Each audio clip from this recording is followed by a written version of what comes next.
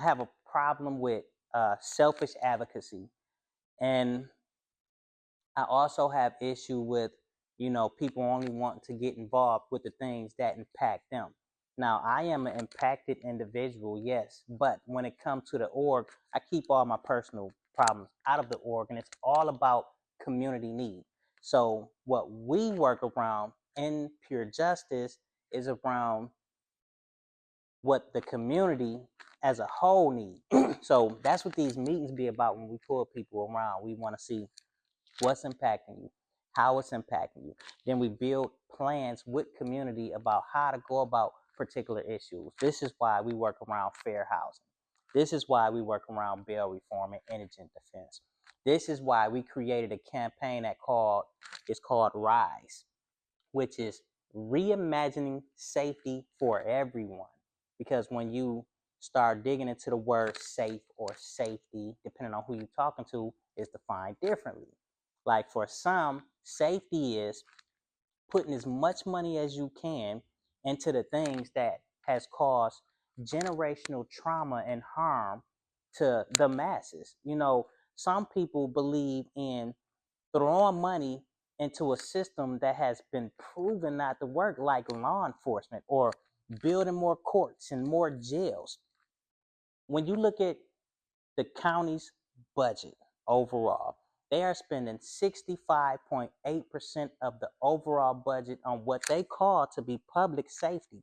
This is jails, courts, fire, law enforcement, and then less than 35% of the budget on things we actually need to survive, like housing, healthcare, mental health, education.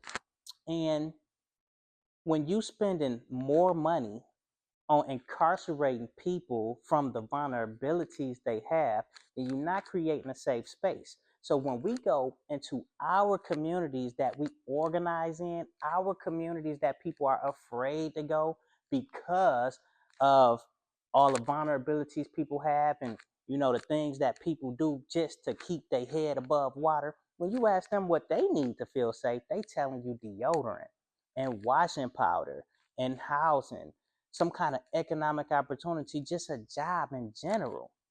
So, with our Rise campaign, what we would like to see is more money start flowing to the programs we need to survive. Because when you put more money into liberating people, you have less people doing things outside the law in order to figure out how to survive. Because nobody want to steal your Cadillac converter that could cost them their life in order to get a hotel for the night. Nobody want to be uh uh a drug dealer if they don't have to. I am here today because I am a former Houston police officer. I have 38 years as a licensed peace officer with the state of Texas.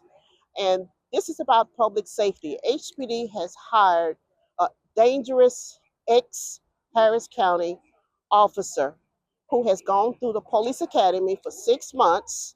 And it appears that HPD didn't do a proper background check. This officer has been on two different videos.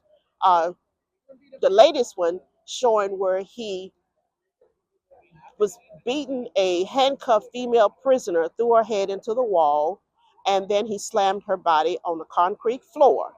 The second investigation video he was in is called Stuck Inside the County Jail, and it shows this officer and other Harris County officers of committed excessive force on inmates. So I am here today because I don't, the question is, was there an investigation on this background check on this officer before he went through Houston Police Academy? I've gone through the Houston Police Academy. It used to be one of the best in the country. So for this officer who has been involved in several excessive force cases, why was he allowed to go through HPD's academy? What about the integrity of law enforcement? What does this do?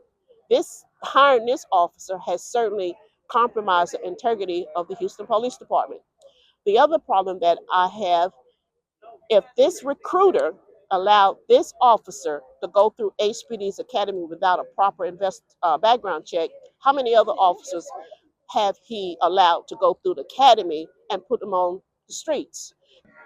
When we talk about community safety, maybe the community organizing themselves and defining what safety is, so that definition can make its way into the individual family.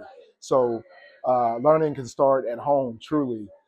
So when we send our kids to school, it's some type of cohesiveness mentally, students, children connecting with that definition, if that makes sense, of security. So, I mean, we've all heard it takes a village and learning starts at home. How do we adopt that as a community in totality, as a whole? That's where my mind goes first, man, is just working in the educational system as a teacher, dean of students for years, 10 plus years.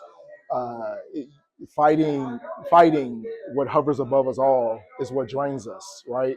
So it's hard to really go into any type of system, education, the police force, politics, whatever it may be.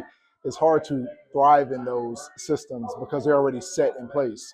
However, if we can target individual homes, individual families, that unit, I believe we can really make some headway in that area.